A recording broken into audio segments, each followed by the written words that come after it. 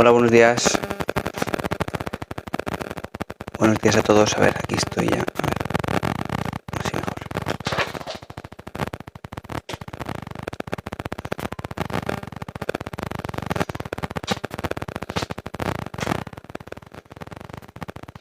Buenos días, mamen.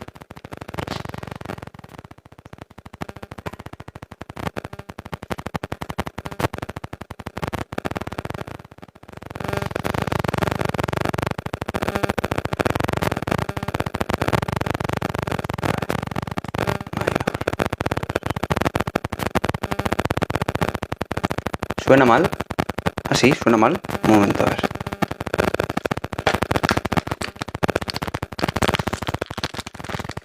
A ver, buenos días. ¿Se escucha mal? Sí, cierto.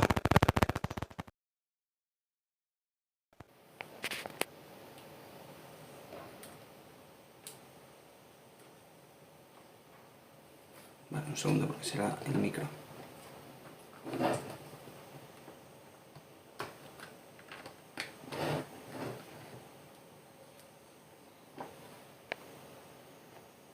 Buenos días.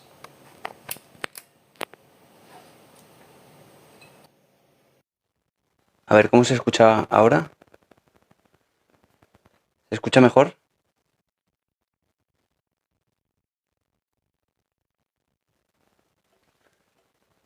Sí que se escucha como un sonido de fondo, no sé por qué.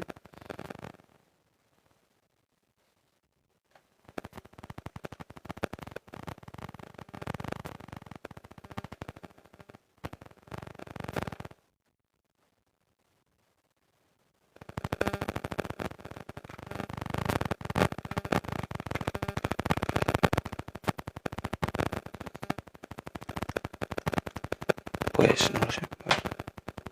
Problemas técnicos.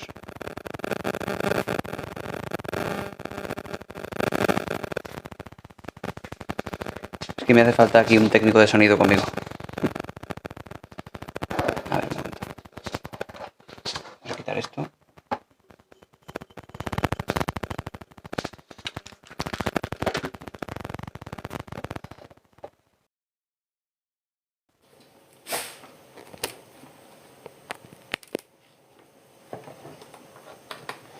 Bueno, última prueba, si no quito el micro, que también se escucha bien. ¿Así se sigue escuchando mal con el ruido? Buenos días. ¿Sigue escuchándose ese ruido?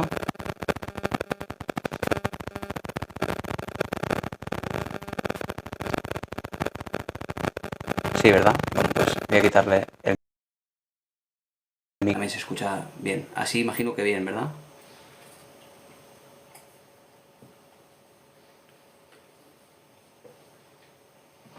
Así estoy con el audio del mismo micro, del mismo teléfono, que diga.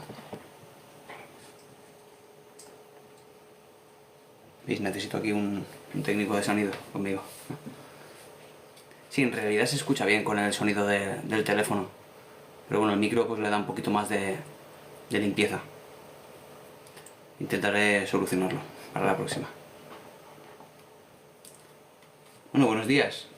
Empezamos. Ya tengo por aquí alguna pregunta sobre el insomnio. Llevo con insomnio bastante tiempo. ¿Qué me recomiendas? Para el insomnio sabemos que hay psicofármacos que funcionan muy bien, pero bueno, siempre van a ser recomendables solo de forma temporal. ¿Siguen habiendo interferencias ahora? Ahora no, ¿verdad? Ahora no debería. Las benzodiazepinas que se aplican para el insomnio no son recomendables a largo plazo. Hola Lisette, buenos días. Son recomendables de forma puntual, como digo. ¿Qué funciona a nivel psicoterapéutico como terapia para el insomnio? Hay muchas técnicas que se utilizan y que sabemos que funcionan incluso más que las pastillas, como es el control de estímulos o la restricción del sueño. Rápidamente yo te recomendaría, Alejandro, que si calculas más o menos que duermes 4 horas al día, o me refiero durante la noche, que restrinjas la cantidad de tiempo que pasas en la cama solo a esa cantidad de horas. ¿Por qué? Porque estarás forzando a tu cerebro a asociar solo la cama al sueño y solo permanecer en la cama un tiempo limitado. Hola, Tex López. Porque si permaneces demasiado tiempo dándole vueltas, tu cerebro asocia que la cama y el estímulo, el estar activo, tienen relación, y no puede ser. La cama tiene que entender tu cerebro que solo es relajación y calma, solo es dormir, como una forma automática de reaccionar. Pero si habitualmente estás en la cama y le das vueltas a las cosas y vueltas a las cosas, se activa tu cerebro y asocia eso, la cama, con estar activo. Eso hay que cambiarlo de ese modo, restringiendo la cantidad de tiempo que pasas en la cama. Eso le llamamos la restricción del sueño y funciona muy bien. Ahora hay que aplicarlo, y eso tiene sus inconvenientes. Porque si, por ejemplo, tienes que trabajar al día siguiente, uno acaba diciendo, hombre, ya, pero si tengo que trabajar, ¿cómo voy a estar hasta las 2 de la mañana sin acostarme? Tengo que trabajar, pero a pesar de todo no estás durmiendo. Con lo cual es un círculo vicioso. Da igual lo mal que lo pases, porque para 1 o 2 veces que lo vas a pasar mal, o 3, en realidad tu cuerpo está preparado. Y a pesar de ello, de todas maneras, está pasando, ¿no? Estás sin dormir. Es una especie de pasarlo mal durante unos días con tal de que se solucione un problema. Después, aparte de eso, la restricción del sueño, se le añade eso que llamamos control de estímulos. Evidentemente, quitar todo aquello que pueda estimular de noche a esa preparación para el sueño, porque el sueño, sabéis que no se puede provocar. El sueño no es algo que se provoque, el sueño es algo que acontece, sencillamente. No puedes provocarlo de forma voluntaria, solo puedes predisponer a tu cerebro de la forma más cercana a ese estado de calma, con tal de que de repente el sueño te sorprenda, solo eso. Con lo cual no puedes estimularte demasiado con pantallas antes de dormir, no puedes tomar café evidentemente a altas horas, no puedes hacer demasiado ejercicio por la noche, etc. Eso son control de estímulos. Algo que es bastante evidente, pero si se le suma a la restricción del sueño funciona muy bien. Eso te recomendaría así por encima. Buenos días, Mariam, que no sé si te lo he dicho. Creo que sí.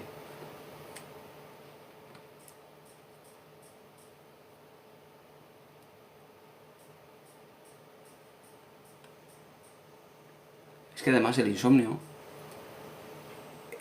tiene el problema de que si va a más, acaba, digamos, yendo hacia otro tipo de problemas mentales también. Porque si uno no duerme bien y pasa un día y otro día y otro día y otro día, desde luego se convierte en un problema mayor. Porque uno por agotamiento acaba teniendo después otros problemas. Es un mal hábito mirar el móvil antes de ir a dormir. Lo vamos a analizar. A Irina, vamos a analizar esa pregunta. No es tanto que sea malo, sino que desde luego tú, cuando miras el móvil y ves, por ejemplo, vídeos, entiendo que sucede en tu cerebro un tipo de activación. Algo te gusta y te activa. Algo te... si por ejemplo nos dice Tex López que ve vídeos de esto de ASMR, de estos que producen cierta relajación, si es eso lo que ves en el móvil, quizá te relaje. Pero habitualmente lo que vemos son cosas estimulantes. Sobre todo si son aleatorias, vamos a recibir algunas que sean estimulantes y otras que no. Pero esas que sean estimulantes van a ser un estímulo suficiente para activar nuestro cerebro. Y como digo, la cama debe de estar asociada solo a la relajación. Así debe entender nuestro cerebro cuál es el contexto. Entrar en la cama y desconexión. Por lo tanto, todo lo que favorezca la activación va a ir en contra de esa sorpresa que es el sueño. Por ejemplo, podemos... Buenos días, Mar. Podemos pensar, y te lo recomiendo también a esta persona que ha preguntado por el insomnio, que cuando uno entra en la cama... ¿Cómo puedo actuar? Ahora voy con eso. Cuando uno entra en la cama, debería de ser consciente de cuál es su grado de activación muscular. Uno a veces no es consciente, pero si está pensando en cosas, seguramente está durmiendo, está con los ojos cerrados y está así. con cierto grado de activación de los músculos. Tensión aquí, tensión en los hombros, tensión en la mandíbula. Pensad en cómo es la cara de una persona que está durmiendo, completamente dormida. Es de un tono muscular completamente neutro, completamente, más que neutro, hipomímico, completamente sin tensión. Por eso se nos cae la baba, por eso tenemos un aspecto cómico casi. Esa es la activación muscular que tenemos que predisponer al cuerpo para dormir. Por lo tanto, se trata de que uno sea consciente de cuál es toda la activación muscular en la cara y en los hombros y en todas partes del cuerpo, con tal de quitarle esa activación, de relajar el cuerpo.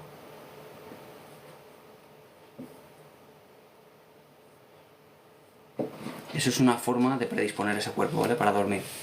Hay muchas maneras y la terapia para el insomnio, como todo, es un conjunto de técnicas, es decir, una estrategia.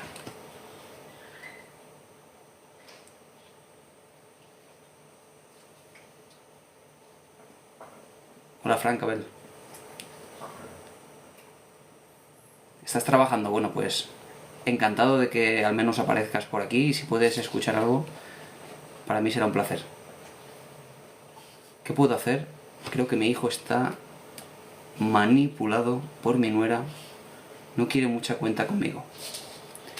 ¿Sabes qué pasa? Esta persona que nos habla desde un nick con puntos suspensivos habla de la suposición de que su hijo está manipulado por su nuera. Aquí, por tanto, hay mucho de interpretación, mucho de sesgos cognitivos que le llevan a deducir, quizá de forma errónea, no lo sé, que esa nuera le está manipulando. Pero es así. Es así. O sencillamente es que no le gusta a su nuera.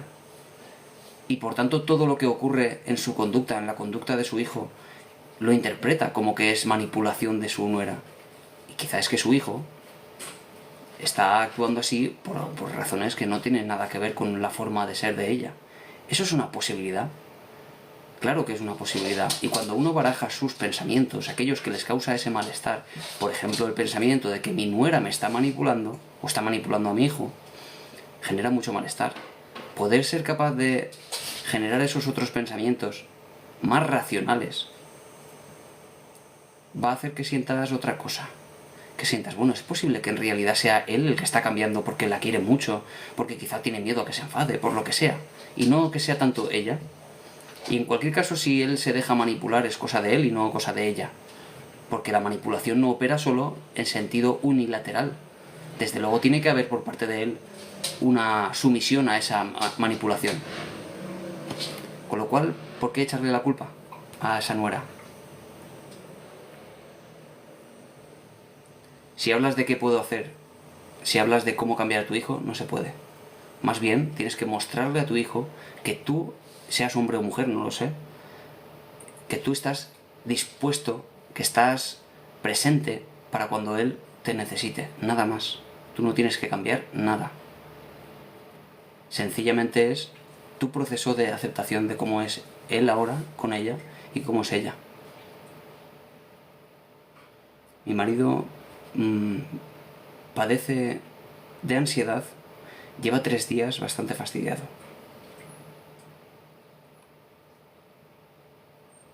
Para la ansiedad siempre hablamos mucho, es siempre complejo hablar de la ansiedad en 30 segundos, pero seguramente vamos a hablar en varias ocasiones de la ansiedad, ¿vale? Porque siempre preguntan, así que te pido que te quedes un rato, ¿vale, Isabel? Porque siempre acabamos hablando de la ansiedad. Soy psicólogo clínico, me saliste de casualidad por aquí, comunicas muy bien, gracias, Víctor. ¿Y dónde trabajas? Hola, buenos días, doctor. Eso, disfrazarse en... Espérate que se me ha ido. A ver. Disfrazarse en... Les hace una semana sin dormir. Con mucho dolor, no he entendido este comentario.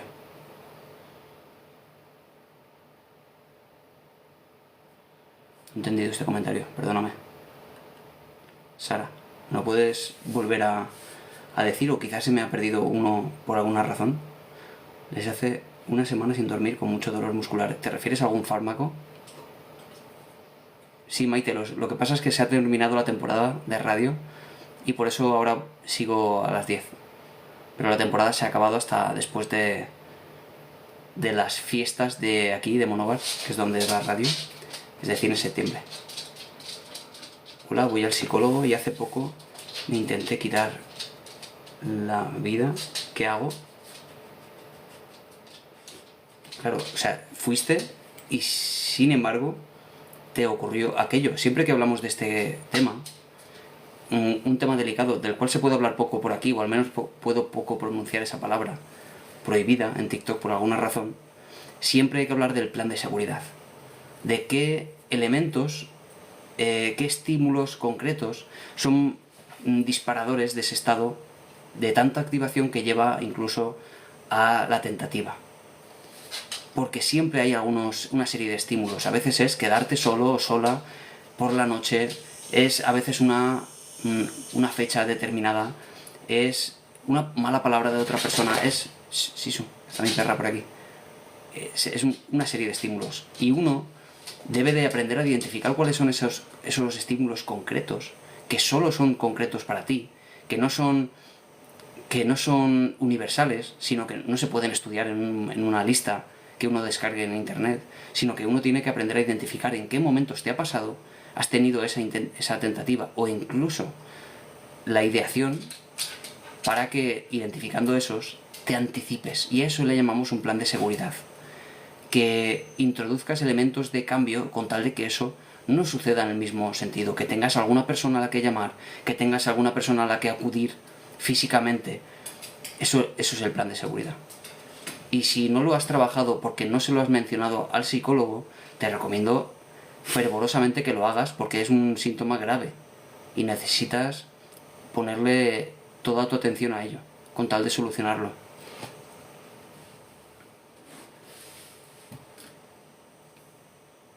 ¿Sabes? Y punto. Soy la mayor, no me hablan de su pareja, no sé qué pasa. A ver, Sara, pero es que no estoy siguiendo el hilo de tus comentarios por alguna razón.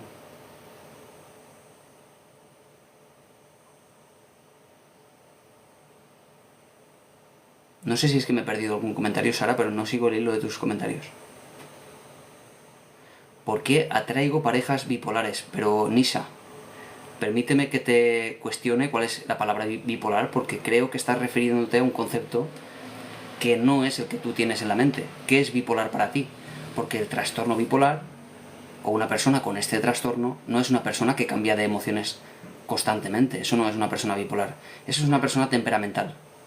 La bipolaridad supone episodios depresivos y maníacos, y como tal episodios, es decir, durante a lo mejor 6 meses de un episodio, luego un periodo de eutimia o sin ningún tipo de afección anímica, y luego otro episodio de manía, del otro contrario de la depresión.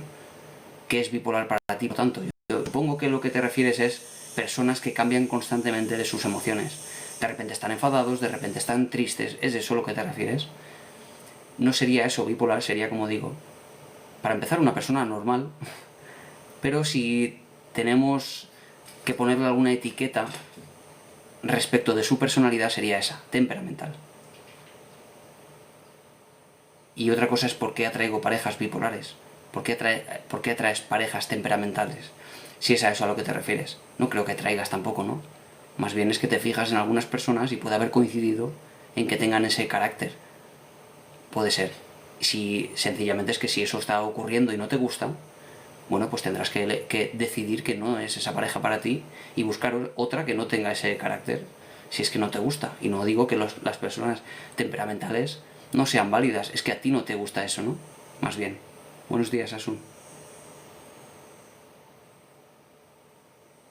Debemos aprender a decir no a algunas personas, ¿no?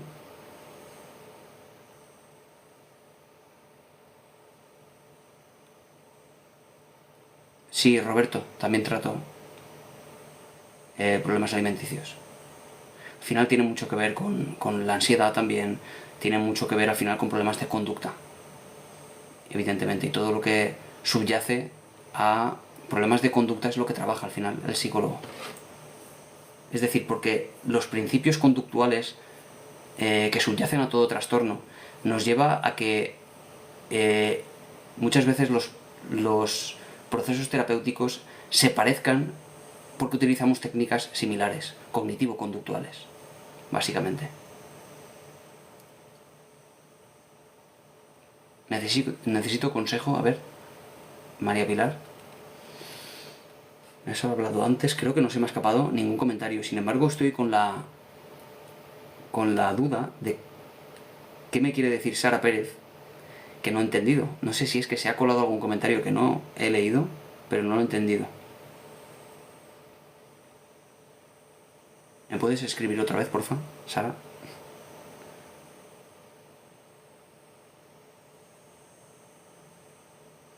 Y bueno, Nisha, por favor, dime si realmente es eso lo que te refieres a una relación bipolar. Y bueno, como siempre, porque nunca falla, tenemos aquí un problema con un narcisista. Siempre sale, como veis. Los que me siguen todos los días, veis que siempre sale el problema del narcisismo.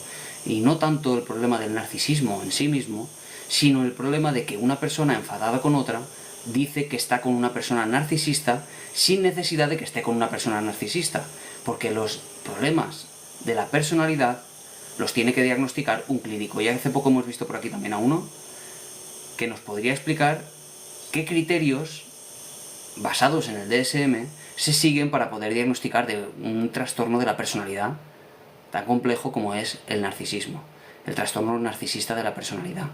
No es posible que una persona enfadada con otra diagnostique, porque se ha leído 4 criterios en Google, de un trastorno tan grave como ese. Pero es lo más frecuente. Vemos mucha gente que se queja de que está con una persona con narcisismo, con psicopatía, porque manipula, porque es muy creído. Ya, pero eso no es suficiente para poder ser narcisista.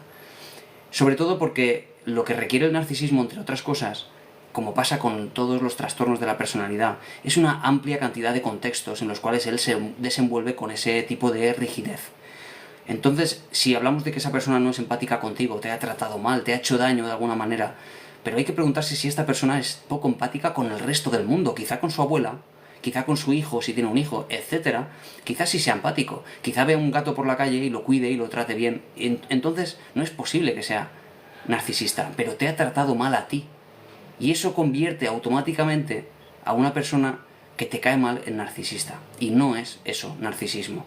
Solo un clínico puede diagnosticar de narcisismo, a veces con una información insuficiente. Porque falta información siempre para realmente validar un trastorno tan grave. Pero con lo que se tiene, pues se trabaja.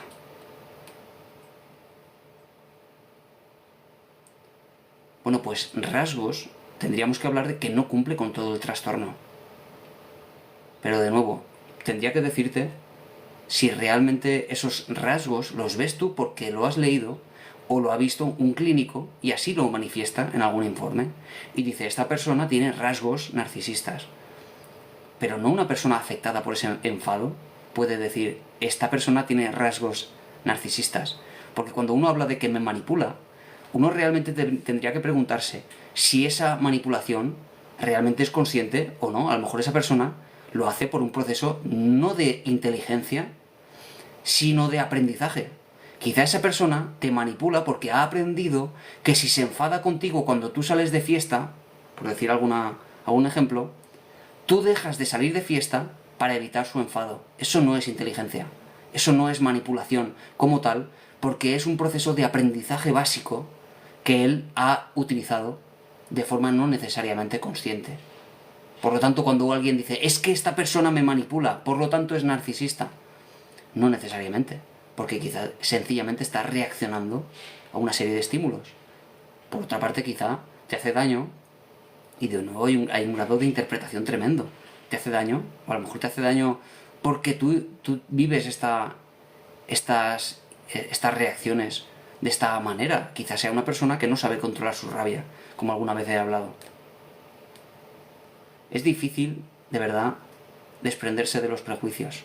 Cuando uno mira a otra persona, lo mira a través de todas sus creencias y de todos sus procesos cognitivos que le limitan al final la forma de ver el mundo.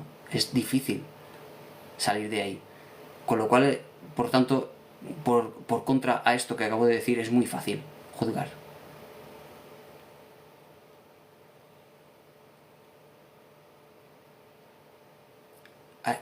¿Has vivido lo que dices? No sé si te refieres a nivel personal o a nivel profesional. A nivel profesional todos los días, prácticamente. Si no todos los días, al menos uno cada semana.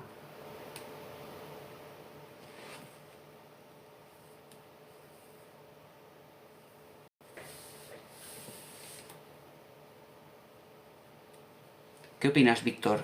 Víctor, psicólogo clínico que está por aquí. ¿Qué opinas del trastorno narcisista de la personalidad y probablemente del sobrediagnóstico que hay al respecto? Sobrediagnóstico ni siquiera hablo de clínicos, sino del sobrediagnóstico en la calle, ¿no?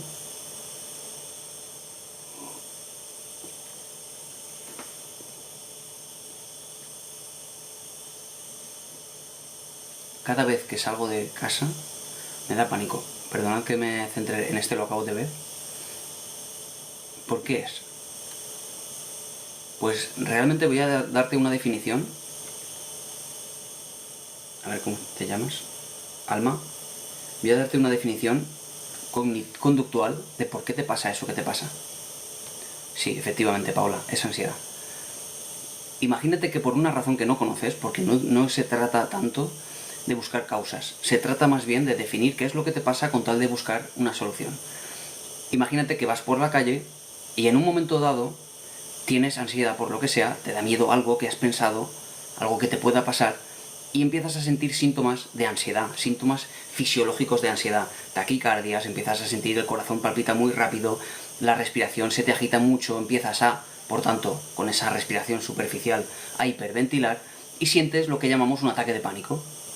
Sencillamente, esa es la primera vez que te pasa en cualquier contexto donde hay más gente, donde sientes que no puedes escapar, donde la gente te juzga.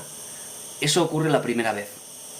Luego, cuando llegas a casa y piensas en ir a ese sitio, dejas de ir porque te da miedo. Eso es la primera vez. A lo mejor has ido al centro comercial y te dio un ataque de pánico en ese lugar. Luego llega otro sitio, llega, no sé, una plaza donde hay gente y te vuelve a ocurrir lo mismo.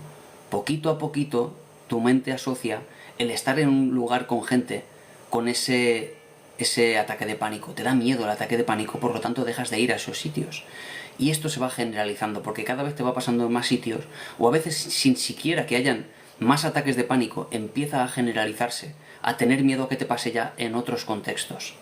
Esto ocurre con mucha frecuencia y es lo que llamamos agorafobia. No es el miedo a salir a la calle, es el miedo a tener ataques de pánico en la calle, en un lugar donde no puedas escapar. Y eso, como digo, se va generalizando. ¿Por qué te pasa, por tanto? Por estar evitando las situaciones que te dan ansiedad.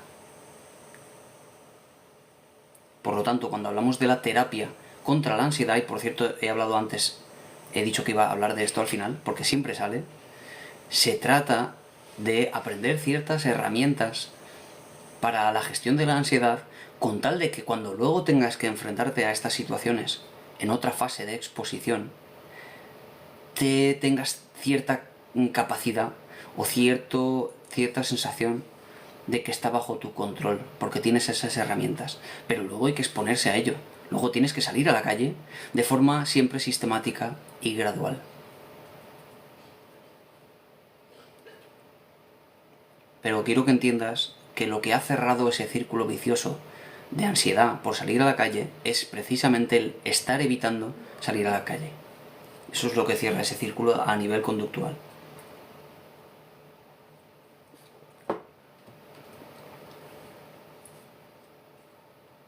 A ver, ¿por dónde me había quedado?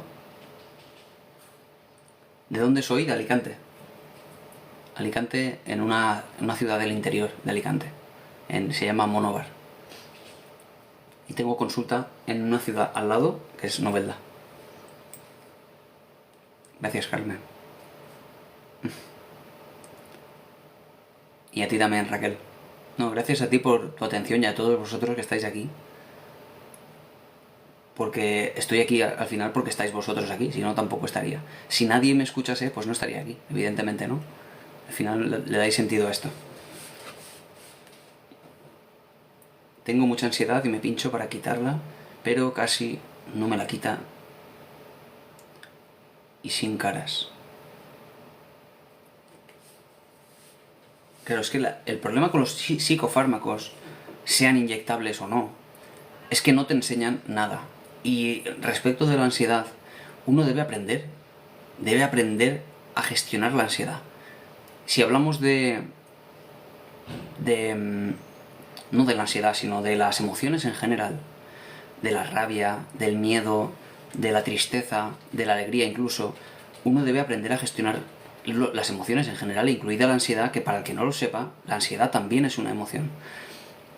Con tal de que cuando algo empiece poquito, como pasa con la ansiedad al principio, con algún pensamiento catastrófico, que uno aprenda a que esa activación que produce la ansiedad no sea tan excesiva y que dure lo que tiene que durar. Porque las emociones son naturales, no son ningún problema. Las emociones deben ser poco duraderas en el tiempo. Si son poco duraderas en el tiempo, sí son emociones. Si no, pues son estados de ánimo. Y eso se convierte al final en algo problemático, porque no te deja vivir. ¿Sabéis lo que debe durar una emoción, según Paul Ekman, que es el más estudioso de las emociones a día de hoy? Deben durar alrededor de unos segundos o minutos. Nada más. Si dura eso una emoción, por ejemplo, tenéis miedo en la autovía porque sentís que un coche se os echa encima, que se cruza de carril y está a punto de daros al vuestro, automáticamente sentís una activación fisiológica tremenda. Eso es el miedo, es algo completamente natural y te protege frente a un peligro real. Pero debería, después de ese casi impacto, que al final no se ha producido, deberíais ser capaces de luego, a los 30 segundos, un minuto, 3 minutos, que volváis al estado inicial. ¿Cómo? Mediante esto. Pudiendo calmaros con pensamientos racionales frente a pensamientos irracionales en el cual empecéis a percibir la autovía de una forma mucho más peligrosa de lo que en realidad es. Y eso se hace a través de los pensamientos. Realmente es probable de que a pesar de que ahora acabo de tener casi un golpe, que vuelva a suceder ahora, no ha aumentado la probabilidad, es la misma. A eso me refiero. La ansiedad se trabaja, por tanto, desde aquí, desde racionalizando los pensamientos, dándoles un sentido, si no positivo, más racional, más neutro, con tal de que no hagamos caso a esos pensamientos tan catastróficos, y se trabaja desde lo fisiológico, generando algún tipo de reacción fisiológica contraria que aumente ese sistema autónomo parasimpático, que es la rama de la relajación, mediante respiraciones, mediante mindfulness, da igual. Eso ayuda. No quita la ansiedad, pero ayuda. ¿Vale? Todo eso es necesario. Y luego, desde el punto de vista de la exposición, es súper necesario poder exponerse a todo aquello que nos da miedo. En este caso que he explicado, del coche, siendo al principio algo natural como es el miedo, lo que no puede ser es que luego estéis en casa y digáis, no, yo no vuelvo a coger el coche porque casi tengo un accidente. A ver si voy a tener otro. Y eso no es probable. Y eso ya no es miedo, eso es ansiedad. Es la anticipación de algo que ni siquiera es probable que ocurra. ¿Ok? Sí, mañana a las 11 haré un directo para suscriptores y gracias por suscribirte.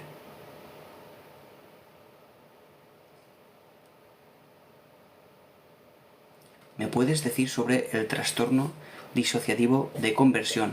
Pues es muy curioso, María Gutiérrez, muy curioso, porque como pasa casi siempre con los trastornos de la personalidad, incluso los psicológicos, que sin que haya ningún tipo de afección neurológica, como sí pasa con la epilepsia, un trastorno conversivo es aquel en el que hay esos ataques que podríamos definir como epilépticos, sin que realmente hayan disparos eléctricos en el cerebro, como sí pasa.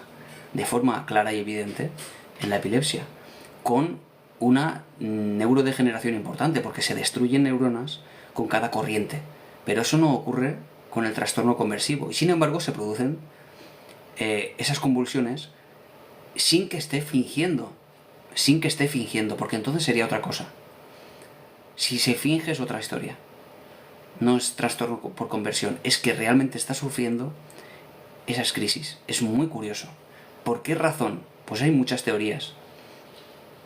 Entre ellas, desde el punto de vista del análisis conductual, incluso de la dialéctico-conductual, se explora la posibilidad de que estas personas han aprendido a realizar esos tipos de convulsiones porque se han ido beneficiando de ellas, o al menos no lo explicaría en su origen, pero explicaría por qué se mantienen todavía, o en alguna medida. No siempre se explica todo por una sola causa, pero se explora esa posibilidad, y es interesante que esa exploración sea así, porque nos lleva a una solución, nos lleva a un posible tratamiento a través de la dialéctico conductual, y funciona bastante bien en general, ¿vale? La idea es que una persona con este trastorno, que no se espera como tal que se le vayan las crisis para siempre, no es ese el pronóstico, es que aprenda a vivir con ello sin necesidad de asumir consecuencias de tipo pues depresiones, ansiedad, un malestar emocional, porque se asume a sí mismo como una persona incapaz, ¿vale? Y de forma muy negativa a sí misma, ¿no? Con la autoestima baja, etc. Eso es un problema. Más allá incluso que el trastorno conversivo, que lleva esas crisis. Si una persona, a pesar de tener crisis, es capaz de caer al suelo con esa crisis, y cuando acaba levantarse y seguir su vida tan tranquilo, habrá avanzado mucho en la terapia. Porque no sabemos si eso se va a acabar. Porque no hay nada neurológico que sanar. No hay pastillas para eso. Lo que acaban tomando los pacientes de este tipo de trastornos a nivel farmacológico en psiquiatría no son fármacos para ese síntoma.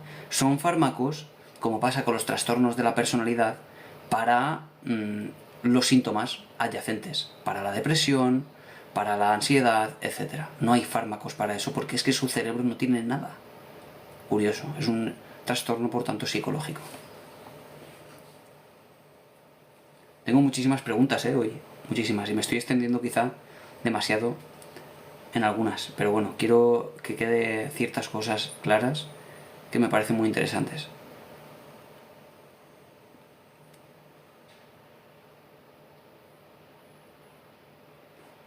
Vamos a ver. Buenas noches, voy al psicólogo desde noviembre del 2024 y también estoy con un psiquiatra. Me dio pastillas, pero me siento igual. Me siento igual, ¿no? Claro, es que si me dices, Rosita, que tienes TLP, cuando hablas de TLP, del trastorno límite de la personalidad, tenemos que diferenciarlo de la depresión y la ansiedad, porque es un trastorno de la personalidad, y este tipo de trastornos lo tenemos que calificar de grave. Al ser grave no se trata como el resto de trastornos psicológicos, porque cuando hablamos de ansiedad y depresión, los tratamientos duran, o al menos están limitados en el tiempo. Hablamos de que en 3 o 4 meses, a veces menos, uno puede aprender a gestionar su tristeza a nivel conductual, su ansiedad, etc. Pero si hablamos de TLP, la terapia dura tiempo. Hablamos incluso de años. Igualmente. Prioridad. Igualmente. Si es inespecífico, es que no ha cumplido con todos los criterios, pero se tratará de la misma manera, porque no cumpliendo todos los criterios, sin embargo, hay síntomas que hay que tratar y son complejos de nuevo.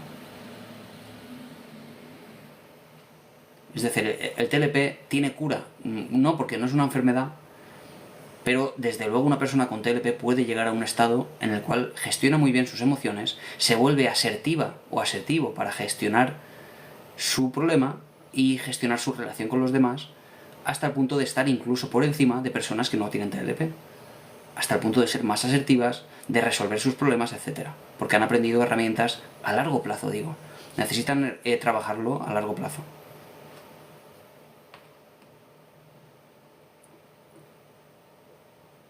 Tienes TOC y terapia más de 5 años. Me parece excesivo 5 años. Pero bueno, hay casos resistentes al tratamiento que necesitan de más tiempo. Es así. Pero me sigue pareciendo un poquito excesivo. Quizá la distancia entre consulta y consulta es grande. Es decir, hay factores ahí que harán que dure más o dure menos. Y también la cronificación del problema, la gravedad, etcétera, ¿no? Hay diferentes parámetros.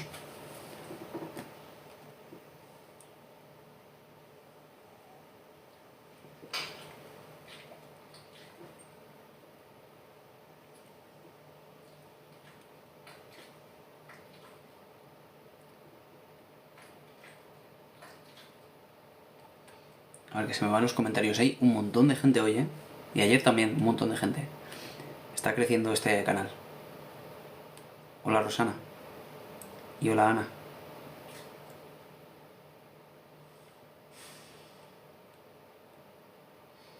Vamos a ver, que se me ha perdido por aquí, como siempre. Se me pierden los comentarios, porque hay muchos. A ver. Hola Anita, buenos días. ¿Qué opinión tienes sobre el método de psicología de Viktor Frankl, logoterapia? Me parece interesante, lo he estudiado por mi cuenta porque no es algo que se estudie demasiado en la carrera de psicología, porque la carrera de psicología se centra sobre todo en aquello mucho más asociado a la ciencia, lo cognitivo-conductual y todo lo que vino después en eso que llamamos tercera generación, que también está muy asociado a la ciencia. Ahora bien, ¿de dónde viene Viktor Frankl? Viene de los movimientos psicodinámicos, es decir, no necesariamente de psicoanálisis, pero sí de esa línea. ¿Qué problema tiene esto? Que ni quiere ni necesita de ciencia para ello, para demostrar sus hipótesis y sus teorías. Van por otra vía. La logoterapia busca, bueno, pues ese sentido de la vida, que en términos conductuales también llega a una solución, porque buscamos, bueno, pues esas conductas que te lleven a, sobre todo, Rosana, hablamos sobre todo de psicología, sobre lo que sea. Hablamos de cómo llenar un sentido de vacío. Y eso se puede alcanzar a través de la cognitivo-conductual también. Pero Viktor Frankl pensaba que no se llegaba a través de eso, que se necesitaba de otras cosas. Sin embargo, los métodos que utilizaba realmente no son más que el diálogo con el psicólogo y la búsqueda de, digamos, de conductas, de qué hacer para llegar a ese estado. Sin embargo, me parece muy interesante, como digo, lo he estudiado por mi cuenta más bien, a pesar de ciertas menciones en la carrera, que es al final lo que te aporta, ¿no? Como pasa con Freud, etc., ¿no? Sin embargo, algunas herramientas específicas de su terapia las utilizamos todos porque sí ha demostrado eficacia, y de eso se trata. La logoterapia como tal no demuestra más eficacia que otro tipo de terapias, pero técnicas específicas, por separado, sí ha demostrado eficacia para, por ejemplo, el tratamiento del insomnio. Y es ¿cómo se llamaba esta técnica de Viktor Frankl? La intención paradójica. La intención paradójica es esa paradoja, y por eso se llama así, en la cual tú te metes en la cama y a pesar de que no puedes dormir, lo que intentas es decirle a tu mente lo contrario. No quiero dormir, con tal de forzar al final a que tu mente se duerma.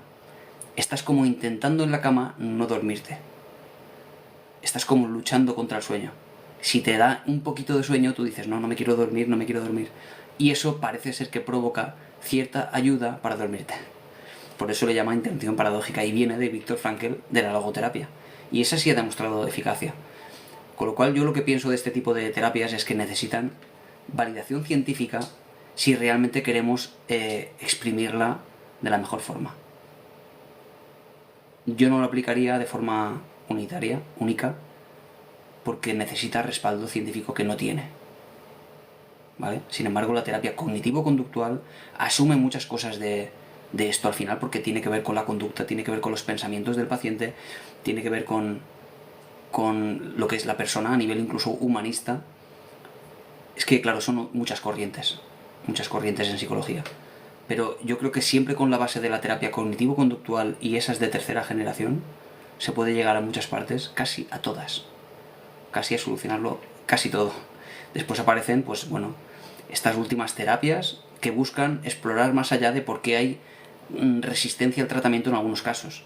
Como por ejemplo la terapia cognitiva basada en mindfulness, que es una terapia de tercera generación que ha demostrado eficacia para la depresión resistente al tratamiento.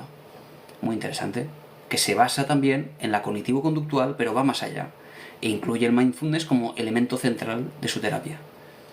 Con lo cual necesitamos de ciencia, que respalde lo que estamos diciendo, que respalde con datos de miles de personas que eso que un psicólogo te está aplicando realmente funciona. Aquí no se viene a disfrutar del viaje como si fuera esto una montaña rusa. Aquí se viene a curar a la persona. Y somos científicos de la conducta, no otra cosa. No somos ni mediums, ni somos curanderos. Aplicamos la ciencia para curar a los pacientes. Igual que uno acude a un médico y el médico le prescribe un fármaco y quiere que ese fármaco esté demostrado científicamente, pues lo mismo con las terapias psicológicas. Y si no es así, y identificáis pacientes o psicólogos que aplican terapias no evidenciadas científicamente, como pasa con el psicoanálisis, yo os diría que os dieseis la vuelta y salieseis corriendo sin mirar atrás, porque no estáis quizá en el lugar adecuado. Solo eso.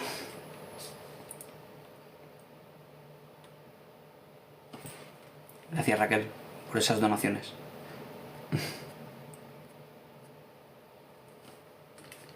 Gracias, Choco. Ahí se me ha metido una avispa aquí. En el despacho. Bueno, ya se irá, cuando quiera.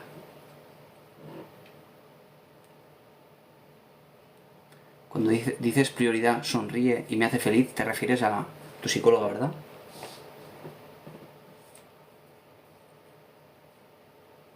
¿A qué? A la avispa no. Mi mujer sí tiene miedo y ha transmitido ese miedo a mi hija también. Cuando ve una avispa, reacciona con una activación fisiológica alta porque lo ha visto en su madre. Solo eso. Porque ninguna avispa la ha picado nunca. Para que veas. Es una transfusión cultural.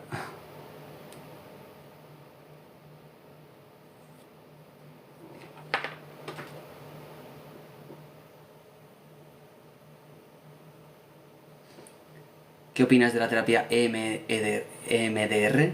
Nos preguntan por aquí. Campanilla. Tengo que decir que la terapia EMDR tiene evidencia científica para el trastorno por estrés postraumático y el trastorno por estrés agudo, que es lo mismo pero con menos tiempo. Pero no tiene tanta evidencia, es decir, está por debajo en el ranking de la terapia cognitivo-conductual. ¿Vale? Interesante esto que estoy diciendo, ¿eh? Por lo tanto, si uno acude a un psicólogo para tratarse un TEPT, un trastorno por estrés postraumático, debería tener en cuenta qué es lo que más funciona.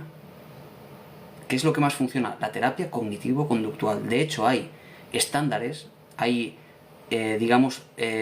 tipos de terapia concretas de autores concretos que han demostrado eficacia como paquetes, ¿no? Como decir, este modelo es el que más funciona, ¿vale? De este autor, presentados los elementos de esta forma. Varios modelos de estos han demostrado mucha más eficacia que el EMDR. ¿Por qué? Porque el EMDR tiene entre sus elementos la exposición, y es que eso es lo que funciona de la terapia. Independientemente de que hagas lo de los movimientos oculares o no, la terapia funciona. Por lo tanto, al final, siendo evidente que funciona, porque se ha manifestado así en los estudios, no sabemos si es por el movimiento de ojos o por la sencilla exposición. Por esa razón también tenemos que ser, si no racionales, ser al final consecuentes con lo que dicen los estudios. Deberíamos ir igual que con los fármacos que decía antes, ¿no? Si funciona más un ibuprofeno que un paracetamol para el dolor de cabeza, casi que mejor tomar primero el ibuprofeno, ¿no? Y lo digo de ejemplo porque no lo sé, ¿eh? Digo de ejemplo. son rankings que hacen de qué funciona más. Con lo cual sí funciona, pero funciona mucho más lo otro, ¿vale?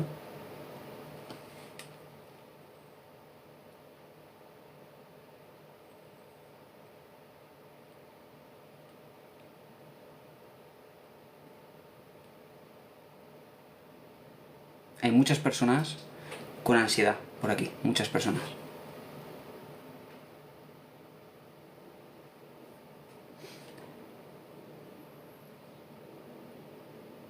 A ver, a ver, a ver. ¿Qué tratamiento puede ayudar a un hijo que sabes que te quiere, pero te trata bien? Que no te trata bien, ¿no? ¿Quieres decir? ¿Puede ser? Porque no me parece coherente. ¿Te refieres a que no te trata bien, no? ¿Lucero? Llevo aquí como 50 minutos con el café y no me lo he acabado todavía. Está frío ya.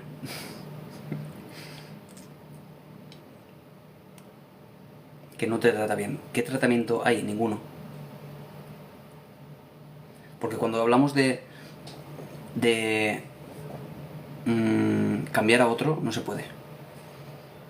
Tú hablas de que no te trata bien y al final lo único que puedes hacer, Lucero, y yo lo tengo mucho en mi consulta, es padres que vienen a consulta porque sus hijos son para ellos un auténtico infierno, les tratan muy mal por una serie de razones de la interacción.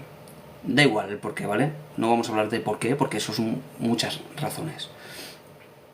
Pero si hablamos de cuál es la solución a este problema, porque siempre tiene solución, se trata de qué vas a hacer tú, Lucero, para cambiar esa situación, esa interacción, porque esa interacción se retroalimenta.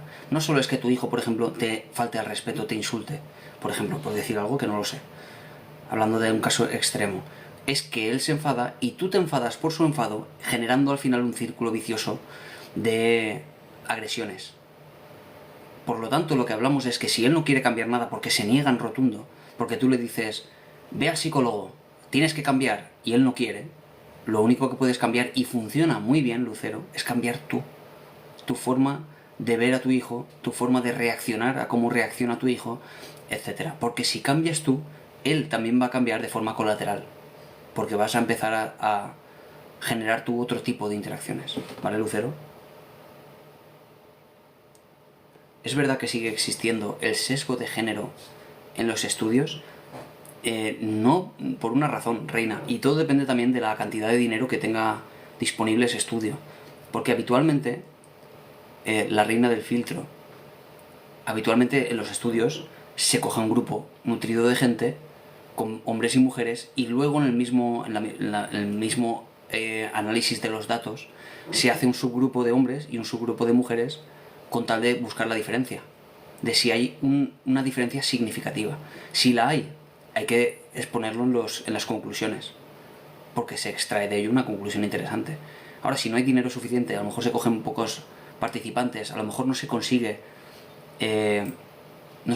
poner la cantidad de hombres con la cantidad de mujeres suficiente, pues puede ocurrir eso. Pero cuando hablamos de metaanálisis no debe pasar eso, porque los metaanálisis recogen muchos datos de mucha gente y ahí no hay ningún problema para hacer ese manejo de los datos, ¿sabes? Adelante, Jackie, te da tiempo porque quedan 5 minutos. ¿Qué es la tríada oscura? Bueno, la tríada oscura me suena más por fuera de la carrera, no recuerdo que en la carrera apareciera ese término, pero sí lo he leído fuera, que habla pues de ese concepto de psicópata narcisista, y el otro no me acuerdo, pero bueno, no me parece demasiado interesante ese concepto. Pero bueno, hablamos al final de delincuentes, de asesinos, de cosas así, imagino, que delinquen, son casos graves, que analizados a posteriori le ponemos términos con tal de buscar a veces un porqué. No me parece demasiado interesante ese término.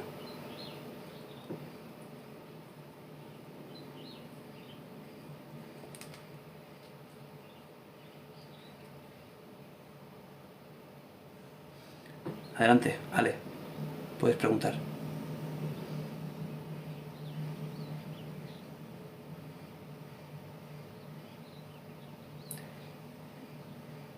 prioridad. Estás con tu psicóloga a full, ¿eh? Estás a full con tu psicóloga. Piensas en ella demasiado, quizá. De hecho, hablas constantemente de ella, ¿eh?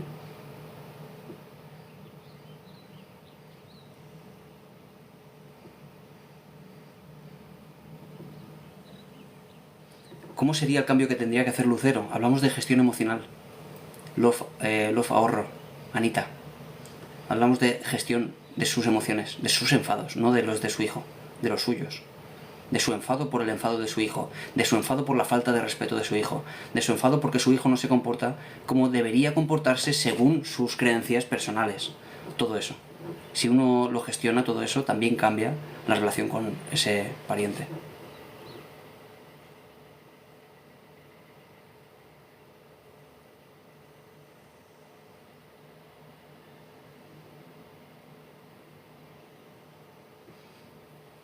Pero sí sucede en ginecología. ¿Cómo no va a pasar con la psicología? Sí, bueno, pero entiendo al final, Reina, por eso digo que habrán estudios que no puedan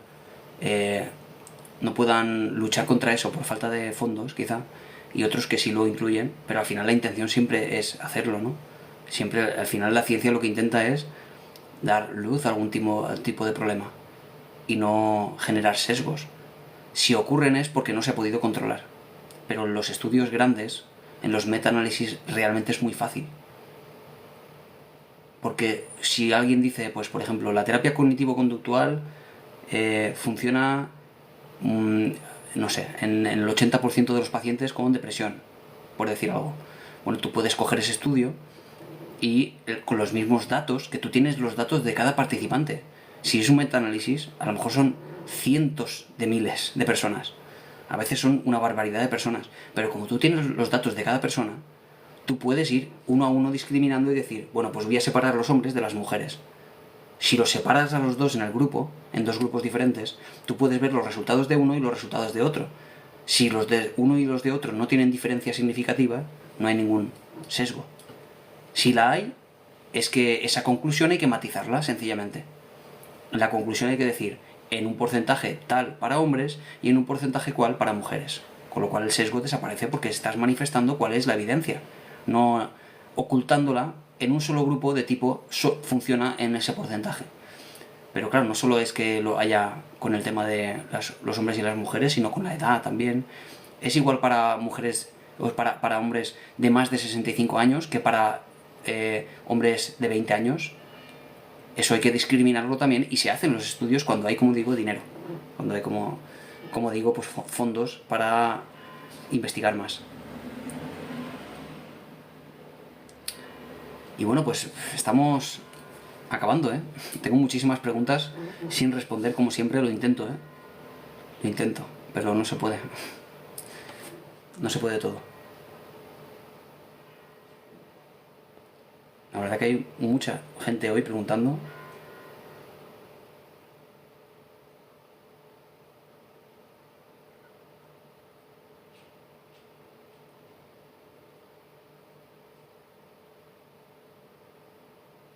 Sí, lo de los medicamentos, sí que hay algunas cuestiones que habrían que matizar, tienes razón. Por el tema de, claro, cambios hormonales, etcétera, de si funcionan igual para hombres y para mujeres. Pero, sin embargo, sí hay estudios que discriminan esas cosas, pero quizás son menos, claro. Por eso digo que todo depende de los fondos, ¿no? Pero desde luego la intención de la ciencia siempre es sacar luz a todo eso. Primero se demuestra algo y luego empiezan a estudiarse factores mediadores.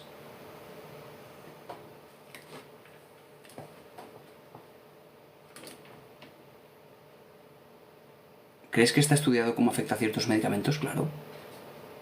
¿Por qué no? Al menos esa es la intención, pero hay muchas lagunas. Por ejemplo, no se sabe por qué funciona una aspirina. No se sabe. Ni se sabe tampoco por qué funciona un antidepresivo.